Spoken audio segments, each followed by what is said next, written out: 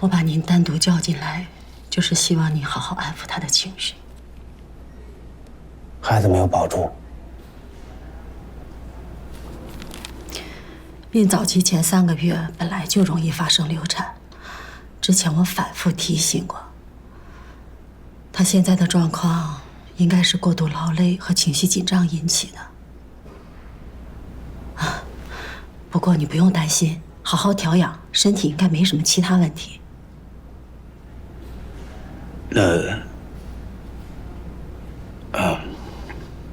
我知道了，谢谢您。回去多给他补一补。谢谢。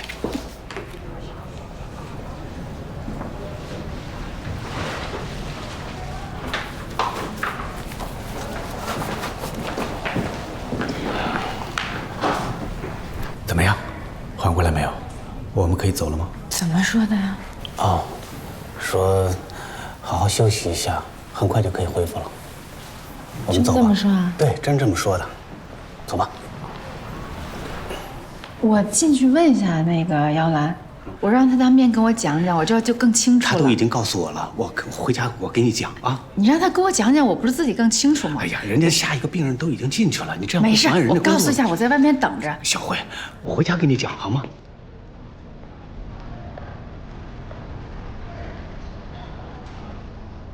没有了，是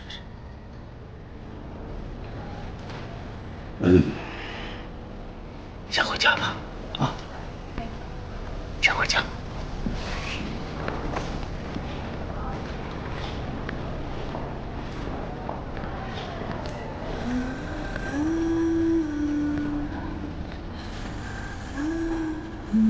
回家，回家。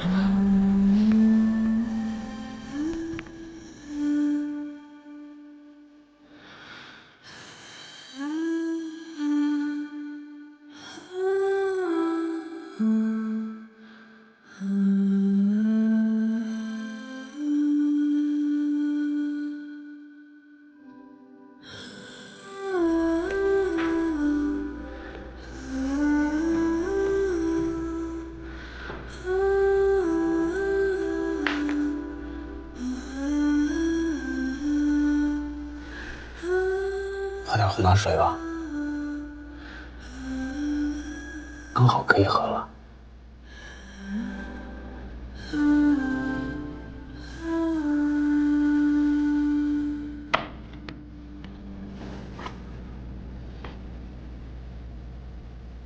不要和妈他们说。当然了，我知道的。你不要多想，好好休息啊。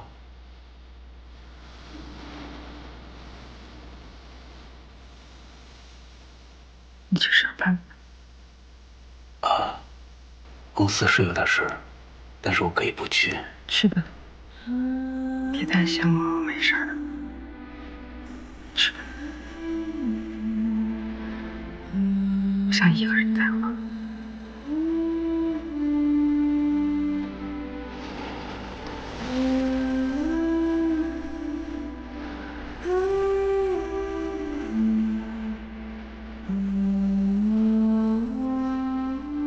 好了，我会早点回来。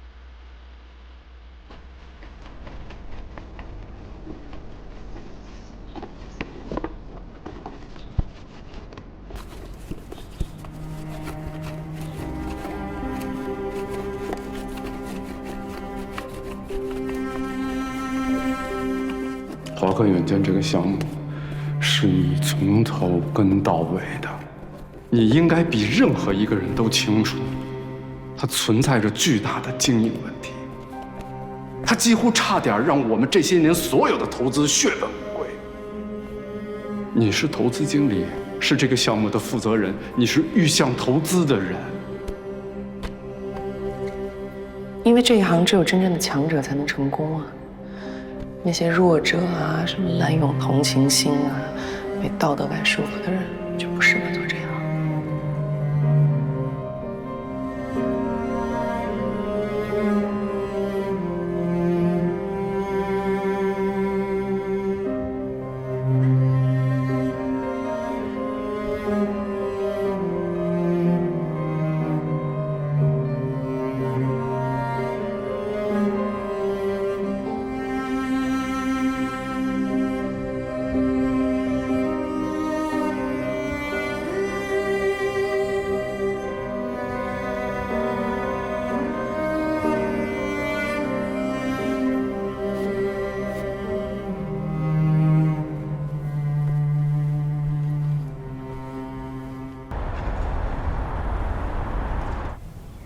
前几天我遇到你邹叔叔，他最近身体调理得很不错。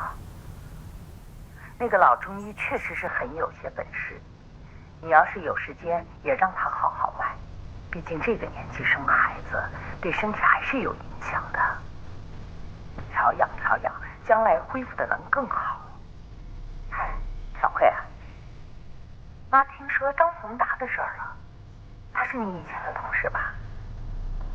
哎，你说他怎么就这么想不开呢？小慧，还有你啊，以后你要记得按时吃饭，别总加班，特别是早餐，知道吗？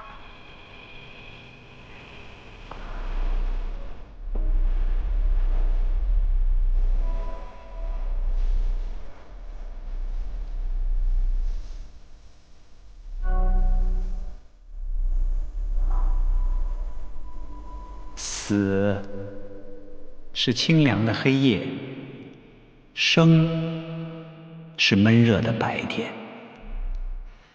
暮色朦胧，昏昏欲眠，白天已令我厌倦。我床头长出一棵树，夜莺在枝间鸣啭，它一个劲儿歌唱爱。我在梦中仍然听见。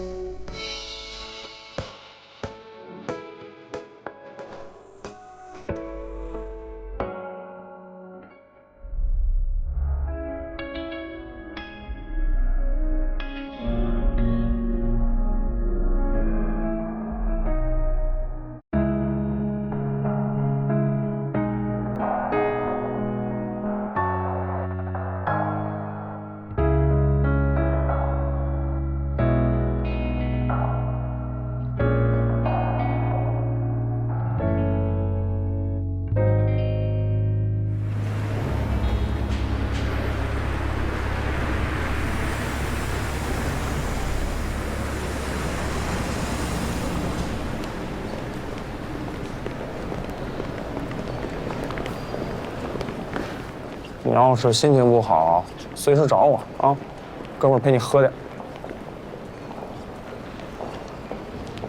谢谢啊。谢啥？我跟你说，我真的有点搬不过来。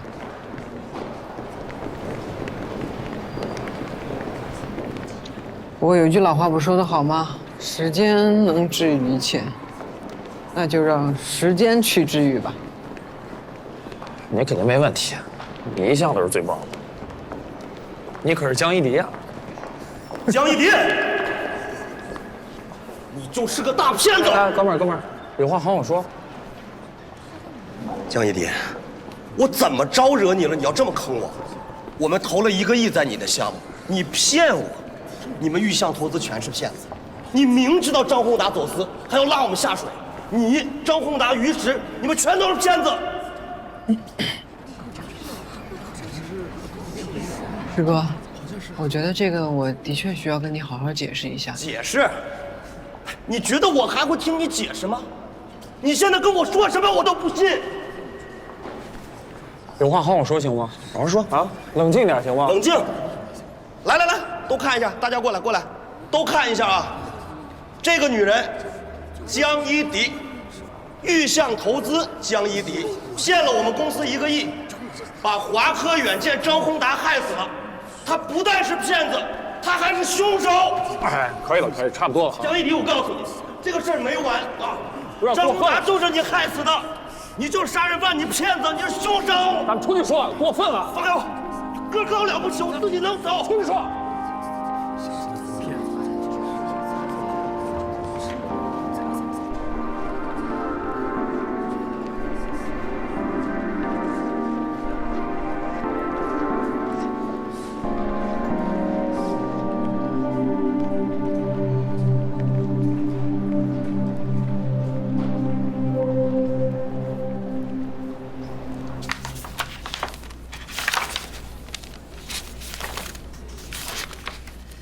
确实是比较麻烦。他是我的亲戚。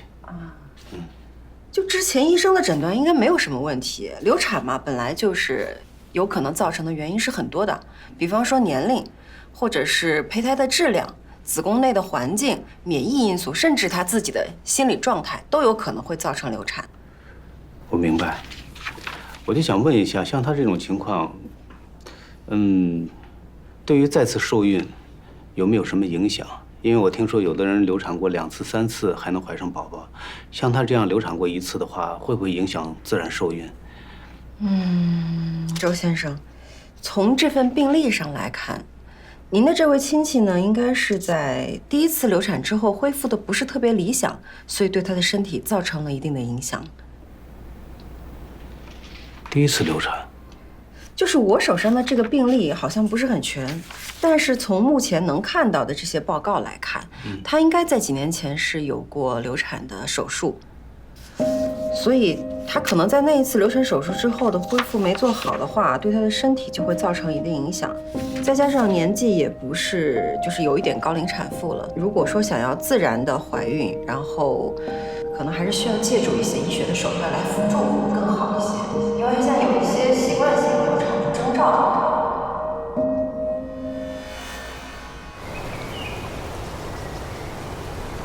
怎么样啊？听说他们给你找了一间很大的办公室，面积倒挺大，就是有点远。那好在呢，我团队这边的同事他工作时间都可以弹性的安排。哦，那就是说很满意喽？怎么可能呢？你想想。那需要我帮忙吗？哇，我这要是一有问题就找您来帮忙，那这个主编可以解雇了。我看你脸色不太好，我还以为是工作上的问题呢。可能今天粉底色号没选对。行吧，那我就放心了。我找你来啊，是想告诉你，我要去趟香港。我知道高天他们可能会为难你，所以说呢，在我走之前，你要什么要求可以跟我提。最需要您的信任。好吧，我有理由相信，等我回来的时候，我会看到一个非常不一样的局面。我会努力的，争取不负厚望。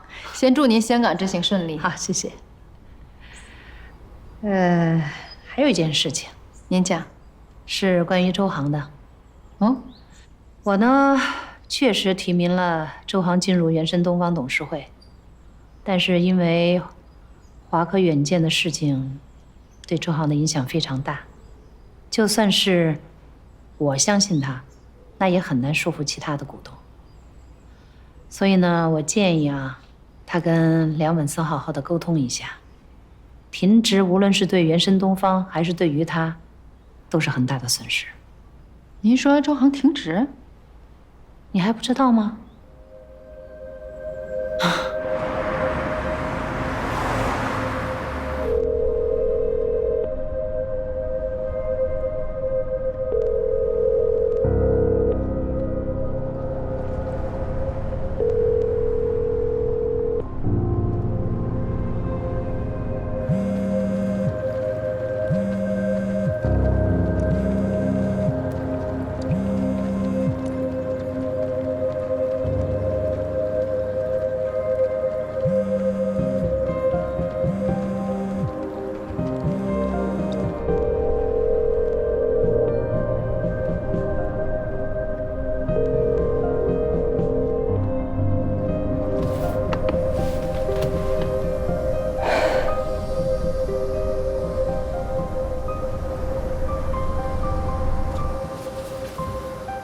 你想不想听听我跟你师傅宏达是怎么认识的？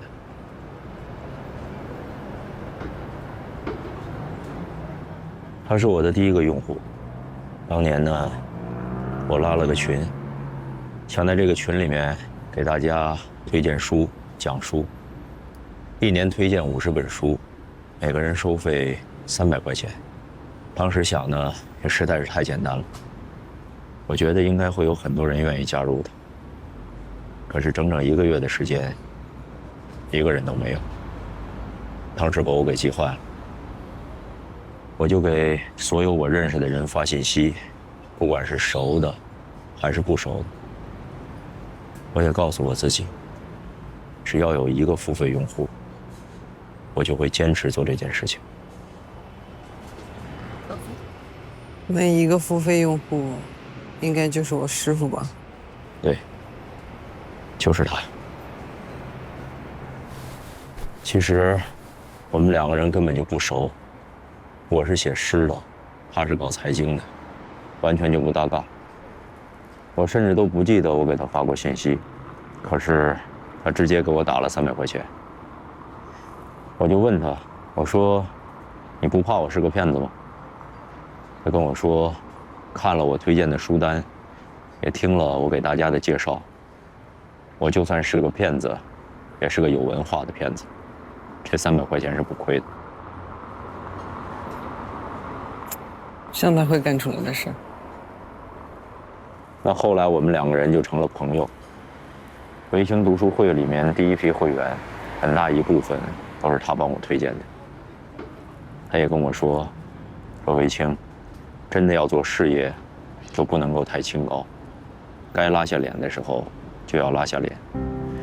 只要你相信你做的事情是有意义、有价值。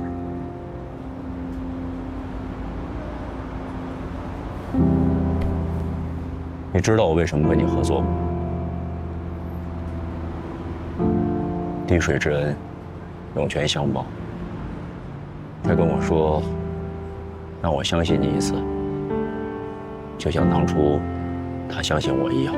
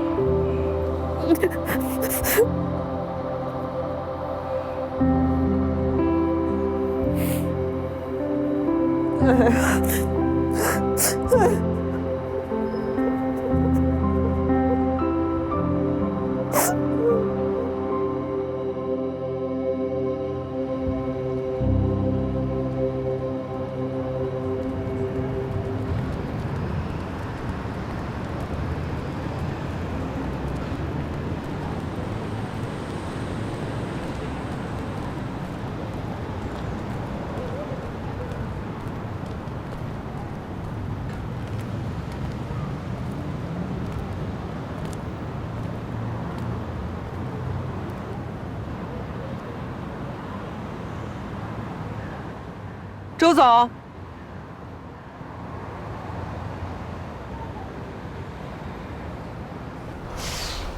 我第一次来这儿的时候还是个职场新人，然后那天在陪一个挺难搞的客户谈项目，我不是情商挺低的嘛，就给人惹生气了，而人一气之下就走了，就把我一个人扔这儿，然后打电话给老板，老板当场就给我开除了。那天我还真挺沮丧的。我就坐在这儿坐了一下午，我在想，哎呀，要不回老家得了。后来呢？后来，我就遇到了我师傅。我师傅看我一个小姑娘跟那儿哭，就问我怎么了，然后听到我说：“哎，我要回老家啊。”那样，他就笑了，然后。反正就跟我说一些挺鸡汤的东西吧。他说：“一迪啊，你看这个码头有什么呀？”我说：“有什么呀？有工人啊。”然后他说：“对啊，有工人啊。那你觉得少一个工人会影响这个码头的运作吗？”我说当然不会了，然后他就说我想问题的角度不对。他说，这个码头就是一个小小的世界，那每一个工人就是一个小小的个体。正是因为我们这些微小的个体，才能够形成了这样一个世界，所以只要我们足够坚定、足够坚持。就不会变得可有可无。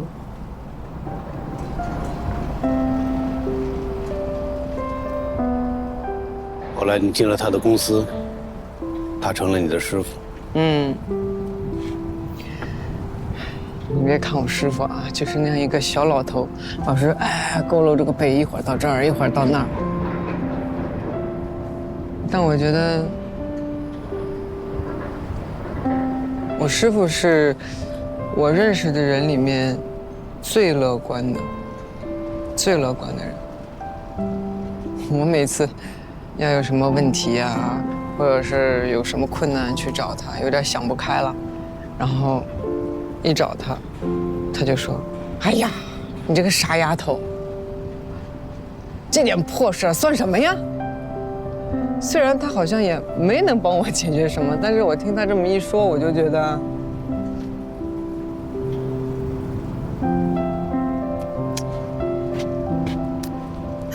对啊，你说算什么呀？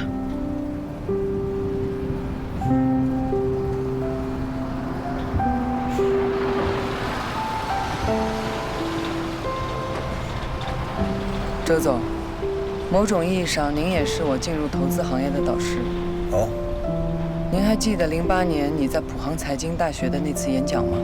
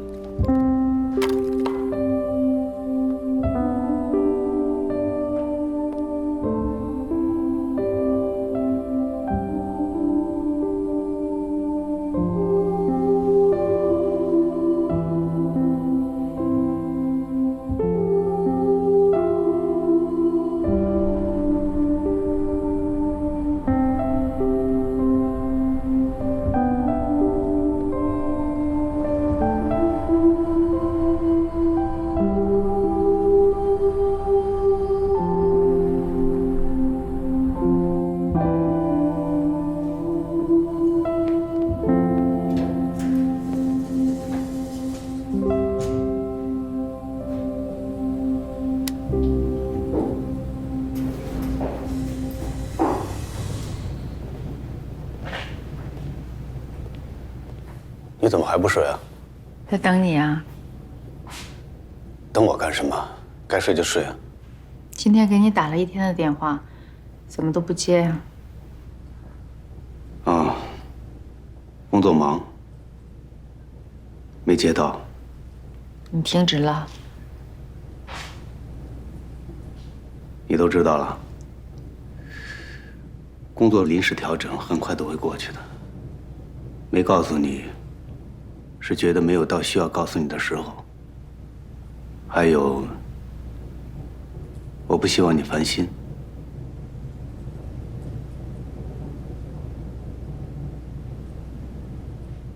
可以聊聊吗？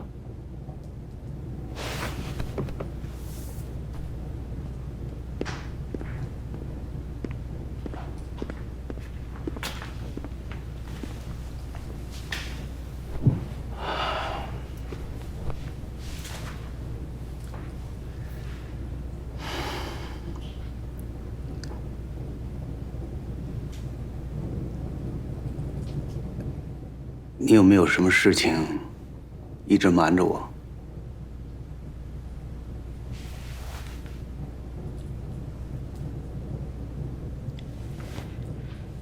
我自己没想起来有什么没跟你说的。这次不是你第一次怀孕吧？想说什么呢？几年前就怀过孕。我作为你的丈夫，对这件事情一无所知。我想知道你心里还有多少秘密没有告诉我。今天如果不是到医生那儿询问你的身体如何恢复得更快，这件事你是不是要瞒我一辈子？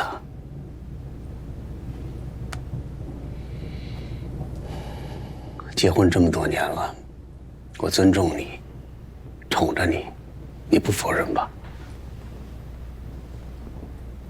可我是个人，我也会生气、愤怒，我也需要宣泄，需要别人理解。如果今天不说出来的话，你还瞒我多久啊？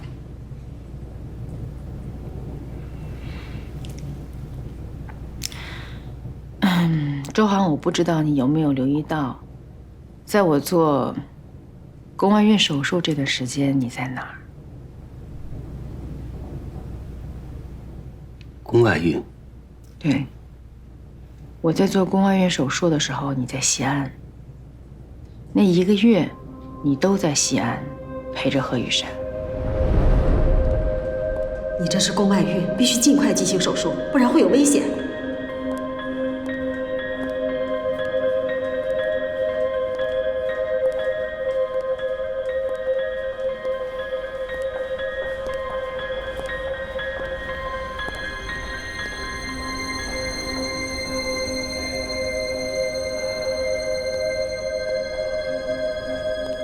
喂，周航。小慧，我回头打给你好吗？这儿出了点事儿。哎，周航。